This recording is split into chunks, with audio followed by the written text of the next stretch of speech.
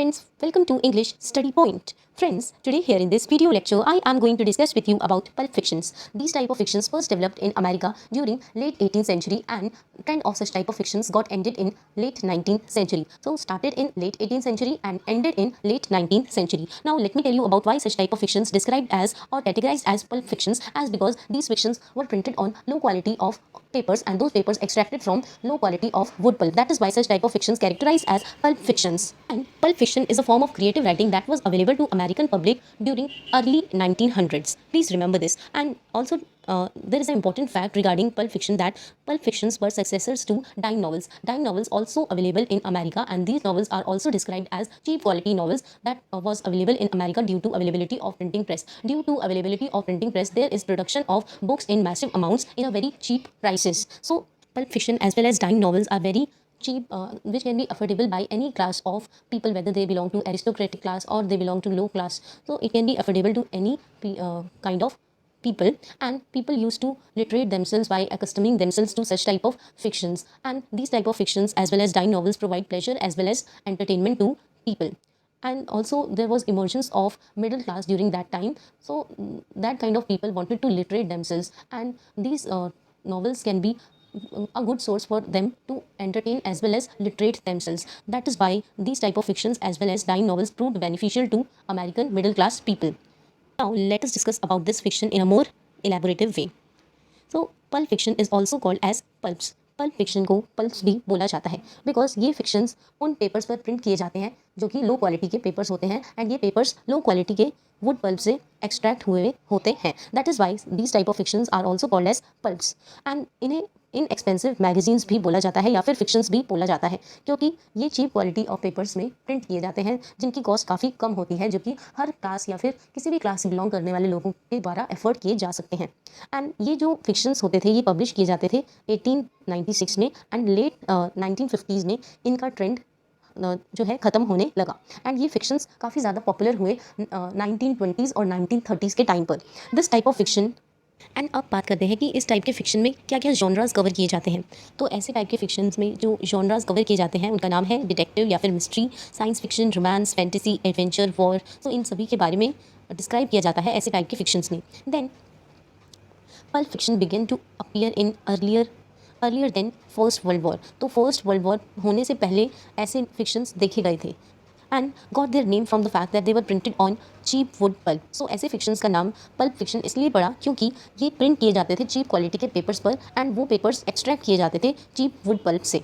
Then they publish short stories. ऐसे fictions में short stories publish की जाती थी, एंड ओकेजनल एक्सट्रैक्ट्स को भी पब्लिश किया जाता था. तो ओकेजनल एक्सट्रैक्ट्स वो पोर्शंस होते हैं नॉवेल्स के जिनमें डिस्क्राइब किया जाता है अच्छे से ओकेजन्स के बारे में, डिफरेंट ओकेजन्स के बारे में.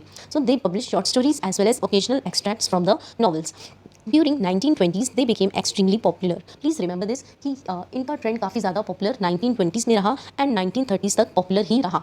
Then first pulp magazine was. अब बात करते हैं पहली पल्प मैगजीन कौन सी थी. उसका नाम था Frank Munsey's revamped Argosy magazine. Please remember this. ये 1896 में पब्लिश हुई थी. Eventually television brought about their demise. तो अब बात करते हैं कि ग्रेजुअली इनका ट्रेंड डिक्लाइन होने लगा, पल्प फिक्शन का ट्रेंड डिक्लाइन होने लगा. वो इसलिए क्योंकि अब टेलीविज़न ने पल्प फिक्शन की जगह आकर अपनी एक स्पेस एक्वायर कर लेने की कोशिश की थी. अब लोग अपने आप को एंटरटेन करने के लिए टेलीविज़न का ज़्यादा यूज़ कर रहे थे.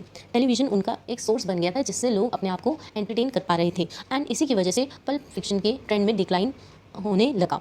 These type of fictions are of some importance. तो इन फिक्शंस को कहीं ना कहीं ये लिटरेरी हिस्ट्री में इंपॉर्टेंस होल्ड करके रखते हैं, क्योंकि लिटरेरी हिस्ट्री में हमने देखा कि अमेरिकन डिटेक्टिव स्टोरी बॉर्न हुई थी लिटरेरी हिस्ट्री में. सो इसीलिए ये पल्प फिक्शन एक इंपॉर्टेंट प्लेस होल्ड करके रखते हैं लिटरेरी हिस्ट्री में, क्योंकि अमेरिकन डिटेक्टिव स्टोरी का बर्थ लिटरेरी हिस्ट्री से ही हुआ था. एंड मैंने अभी बताया था कि पल्प फिक्शन में ओकेजनल एक्सट्रैक्ट्स को भी पब्लिश किया जाता है. तो लिटरेरी हिस्ट्री में बताए गए अमेरिकन डिटेक्टिव स्टोरीज़ की भी कुछ एक्सट्रैक्ट्स लिए जाते हैं और पब्लिश किए जाते हैं पल्प फिक्शन में. So these type of fictions are of some importance in literary history because the American detective story was born in them. And American detective story literary history में American detective story का birth हुआ था. तो ये एक तरीके का occasion create कर देती है, यानी लिटरेरी हिस्ट्री पल्प फिक्शन के लिए एक ओकेजन क्रिएट कर देती है, एक सोर्स प्रोवाइड कर देती है. एंड जितने भी अमेरिकन डिटेक्टिव स्टोरी की हिस्ट्री है वो ओकेजन के तौर पर पल्प फिक्शन में यूज़ की जाती है एंड पब्लिश की जाती है. Then pulp fiction is a term use to describe a huge amount of creative writing. Pulp fiction क्या है? एक क्रिएटिव राइटिंग की फॉर्म है, अवेलेबल जो कि अमेरिकन पब्लिक को 1900 या सॉरी अर्ली 1900 में अवेलेबल थी, which was termed as pulp magazine. इसे सबसे पहले पल्प मैगजीन नाम दिया गया because of the low quality paper use between the covers, क्योंकि इसने इस टाइप के फिक्शन में प्रिंट करते समय लो क्वालिटी ऑफ पेपर्स का यूज़ किया जाता था। एंड अब बात करते हैं राइटर्स जो कि पल्प फिक्शन की कैटेगरी में आते हैं, यानी जो कि ऐसे टाइप के फिक्शंस क्रिएट किया करते हैं।